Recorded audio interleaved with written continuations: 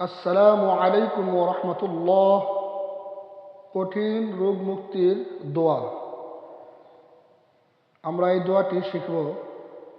সূরা আম্বিয়া আয়াত 83। এই আয়াতটি মুখস্থ করে নিব। বিশেষ করে মোনাজাতে বিভিন্ন সময়ে আমরা এই আমলটি করব। আল্লাহ তাআলা বড় বড় রোগ থেকে আমাদেরকে হেফাজত করবেন।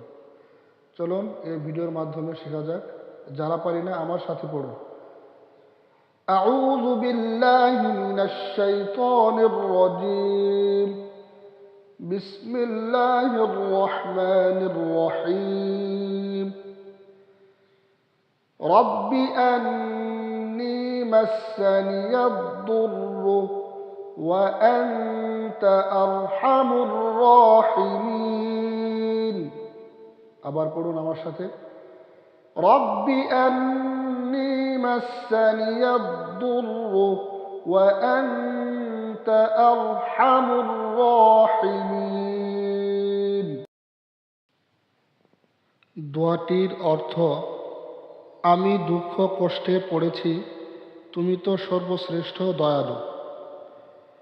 আমি দুঃখ কষ্টে পড়েছি, তুমি তো সর্বশ্রেষ্ঠ দয়ালু।